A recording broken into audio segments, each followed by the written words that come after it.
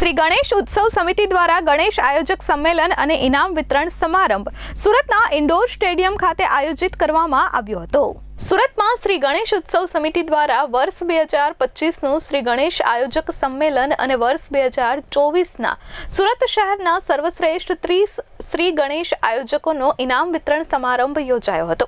સુરતના indoor stadium ખાતે આ સમારંભ યોજાયો હતો, જેમાં ભારત સેવાશ્રમ સંઘના સ્વામી અમરીશાનંદજી, સંતો અને મહાનુભાવો ઉપસ્થિત રહ્યા હતા। આ સાથે જ સુરતના મેયર અને ધારાસભ્ય પણ ઉપસ્થિત રહ્યા હતા અને ગણેશ આયોજકોને સન્માન્યા હતા। આ સાથે જ આ વર્ષે આયોજિત ગણેશ ઉત્સવ શાંતિપૂર્ણ માહોલમાં પૂર્ણ થાય તે અંગે ચર્ચાઓ કરવામાં આવી હતી। સુરત મહાનગરમાં આગામી દિવસોમાં સાર્વજનિક ગણેશ ઉત્સવ રંગેચંગે ઉજવાય, ધૂમધામથી ઉજવાય એ પહેલાં જે શરૂઆત કરી છે શ્રી ગણેશ સમિતિ સુરત શહેર દ્વારા એક ગણેશ આયોજક સંમેલન રાખવામાં આવ્યું છે। આ સંમેલનમાં મુખ્ય જે ગણેશજીનો ઇતિહાસ, જે સાર્વજનિક ગણેશનો ઇતિહાસ અને આઝાદી પછી અનેક પ્રકારના નવા જે નિયમો જે બહાર પાડે એની વાત કરવામાં આવી।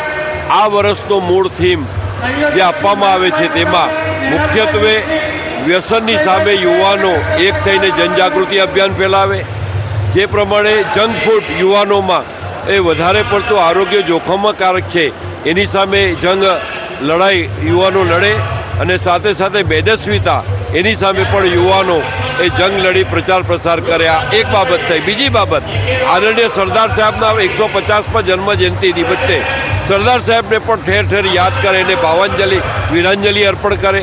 RSSની પણ શતાબ્દી વર્ષની ઉજવણી છે તો એમાં પણ સહયોગ કરે અને ખાસ કરીને જ્યારે આગામી દિવસોમાં હવે આ યુવાનો દેશભક્તિના રંગે રંગાય, જે ધાર્મિક આપણી ભક્તિ છે એ રાષ્ટ્રભક્તિમાં આપણે સૌ સાથે મળીને યુવાનોમાં સંસ્કારનું સિંચન કરીએ એ જબરદસ્ત સાથે આ સંમેલન હવે સમાપ્તિના આરે છે।